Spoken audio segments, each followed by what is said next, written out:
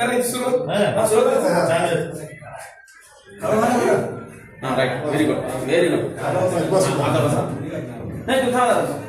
डब्बा पाहिजे होता पहिल्यांदा. खाली बसायला जेवायला. बसा, तुम्ही बसा. जेवायला बसा की तुम्ही बसा. हां. मी आलो का सर? काय करायला साहेब तुम्ही यायचं? झाड तोडायला. झाड तोडायले? हो. का? ते सकाळीच उपयोग नाही. कसं काय? हां. फळाचं झाड आहे. अरे मला तरी हिरवगार झाड वाटते. बघा तुमचं जे साथी आहे इथं बसून त्या झाडाखाली डब्बा खात आहे आणि तुम्ही तोडायले. या उन्हामध्ये हा माणूस अर्ध झाड तोडणं झालं आणि हे डब्बा या ठिकाणी खातो. तुम्हाला लाज कसं वाटत नाही हे झाड तोडायला? त्यांना सावली केली मात्र मला हा त्रास करायला ना. का त्रास? माझ्या वावरामध्ये सावली पडायची पीक चांगलं येत नाही. अरे पीक ना जाऊ द्या, ते चुली तुमचं, पण ते झाड आहे म्हणून आपण आहोत. तुम्ही हिरवगार याचं संवर्धन लहानपणापासून केलं, त्याला किती कष्ट लागले आणि तुम्ही आज त्याला तोडाले. हे झाड तोडणं बंद करा. पाहिलं नाही का आपण महामारी आली कोरोनामध्ये किती लोक गेले? का गेले? की ऑक्सिजन मिळाला नाही. आपण हे बी पाहिलं की लोक त्या पिंपळाच्या झाडावर जाऊन बसू लागले. त्यांना विचार का की मी ऑक्सिजन घ्यायलो? तुम्हाला आज अक्कल नाही का? हो साहेब, तुम्ही जेवण करायला त्या झाडाला तुम्ही तोडलं आणि त्या सावलीमध्ये बसायले. तुम्हाला इतकं तर समजलं पाहिजे की हे झाड आहे म्हणून तुम्ही अर्ध झाड तोडलं, झाड त्याच्या खाली बसून जेवण करत आहात. हे कुठेतरी समजलं पाहिजे. समाजाला संदेश द्या की झाड तोडू नका, झाडाचं संवर्धन करा, झाड वाढवा, त्याला पाणी द्या. कारण की झाड फळ देते, सावली देते, इतकंच नाही तर माणसाला देते, परंतु इतर समाजाला देते, इतर जनावरांना देतो, पशु पक्ष्याला देतात. तुम्ही त्याची घरटी उद्ध्वस्त करायले, हे कुठेतरी सांगलं पाहिजे. आणि झाड तोडणं बंद जोपर्यंत होत नाही तोपर्यंत या समाजामध्ये माणूस जिवंत राहू शकत नाही. झाड हे आपले मित्र आहे, सखे सोबती आहे, त्यांना आपण वाढूया हे समजून घ्या. सॉरी, सॉरी, आम्हाला माहित नव्हतं. आजपासून आम्ही झाड तोडणार नाही. झाडामुळे ऑक्सिजन मिळतो. पुराणी वगैरे इथंच टाकून देतो. आजपासून आम्ही पालन फेकून द्या.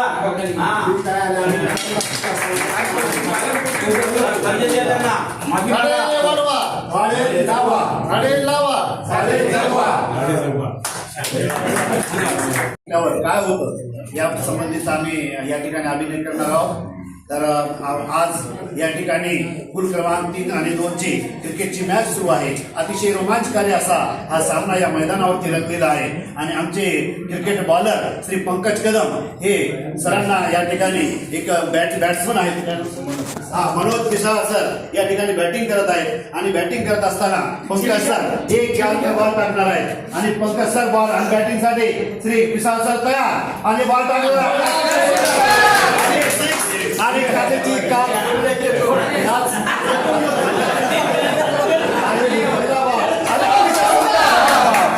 उत्कृष्ट आता हा तिसरा बॉल आणि हा षटकार पाहिजे आणि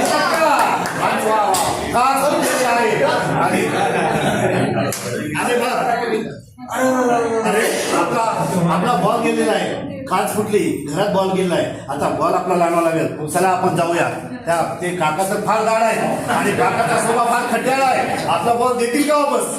चल आपण जाऊया त्याच्याकडे.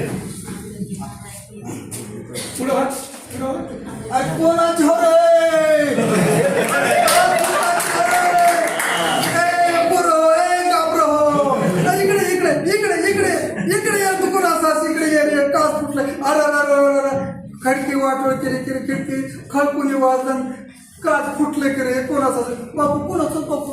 आम्ही या गावातल्या पाटलाचा पाटलाचा जन्माच्या तरी माझं झोपडार बापू पाटात फोडून टाकला. जोरात मारला. इकडे मारू नको म्हणलं होतं. मला किती वेळ सांगणार तिकडे खेळावं? असं काय करणार बाबा?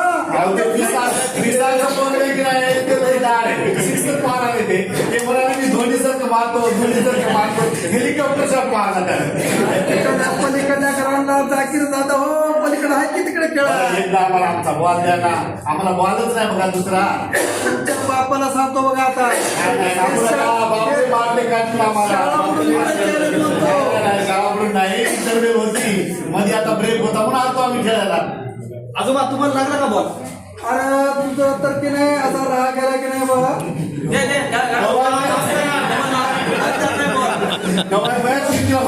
कधी मी तुझा बॉल माझ्या घरात आला. अरे किती फोडून टाकला सगळं. हा रोज सांगतो ना तुला आजोबा माफ करा इथे. आता पुन्हा देत नाही बा बॉल. आता आमच्या बॉल इकडे खेळणार नाही हो. सांगतो. आजीच्या बाजूला, आजीच्या बाजूला. ठीक आहे, ठीक आहे.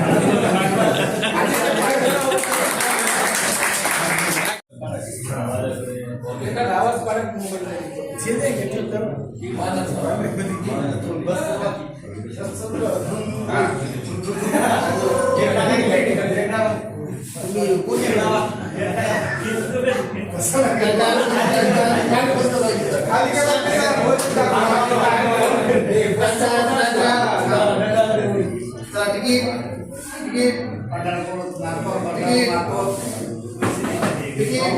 साहेब माझ्याकडे 100ची नोट आहे आणि मला पुण्याला जायचं किती 5 रुपये काय करतो चिल्लर आहे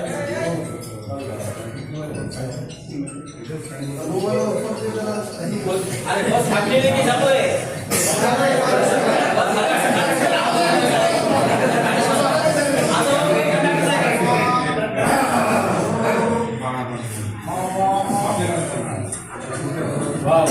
इथं टेका द्यावं तुम्ही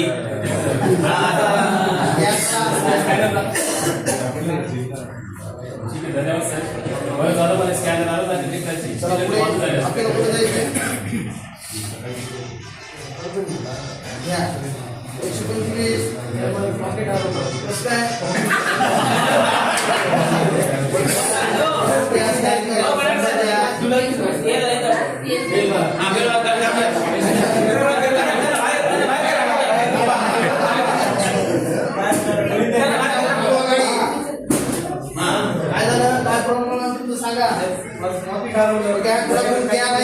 स्कॅन करा नंबर द्या याच्यावर टाका कसं काही सरला गाडी चालवायची का चलू द्या चलू द्या गाडी घ्या पुढे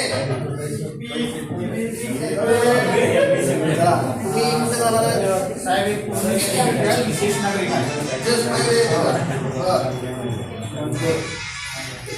कार्ड काय तुमच्याकडे आधार कार्ड काही दाखवा ना विशेष नागरिक कार्ड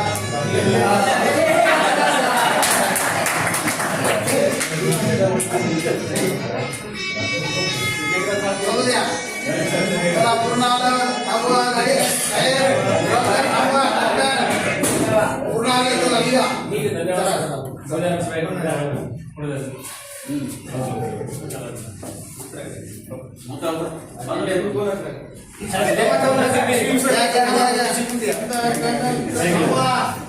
गाडी थांबवा उतरू द्या त्यांना चला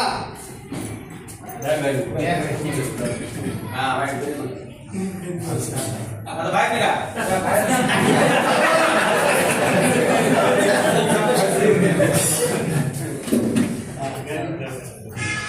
थांबवा गाडी झालं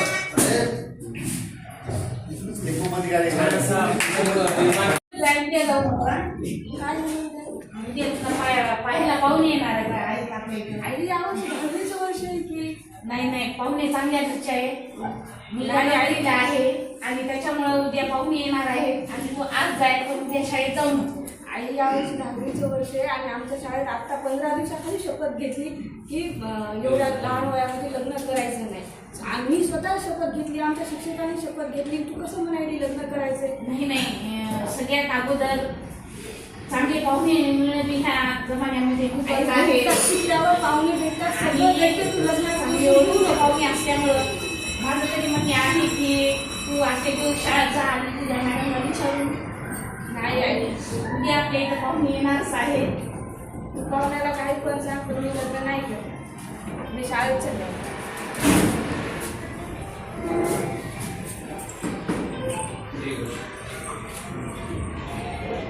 काय झालं बाळा घरी घरी पाहू शकतो बसते माझ्या आई तुझ्यापासून शाळेत गेली का बरं आणि तिथे लग्नासाठी पाहुणे येणार आहे. एवढ्या तो ऐकतच नाही त्याच्यामुळं कारण तुझं लग्नाचं आणखी वय झाले नाही आपण तेव्हाच शपथ घेतली की बालविवाह करायचा नाहीये. सांगितलं कसं करायला. चल मग. काय ऐकते मी आशाबाई, मी तुमच्या मुलीचं लग्न ठरवणार आहे. आहे मॅडम, आजकाल मुलीची सुरक्षितता फार महत्वाची झालेली आहे आणि त्याच्यामुळं आमचं म्हणणं आहे काँग्रेस आहेत आणि मुलीला पण सर्व्हिसला आहे, त्याच्यामुळं तिचं लग्न लावून द्यावं असं आमचं म्हणणं आहे.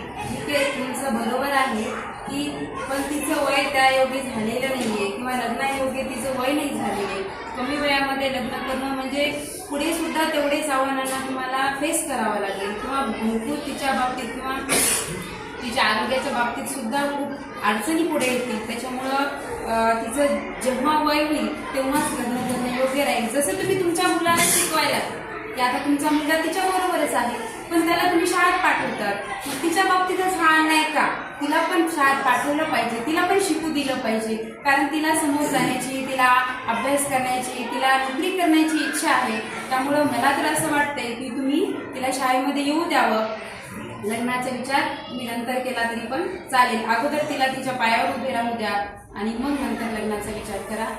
आणि आमचा सांगण्याचा उद्देश असा की बालविवाह पद्धती बंद झाली पाहिजे आणि मुलगी वाचवा, त्याचबरोबर मुलांना मुलींना समान न्याय मिळाला पाहिजे.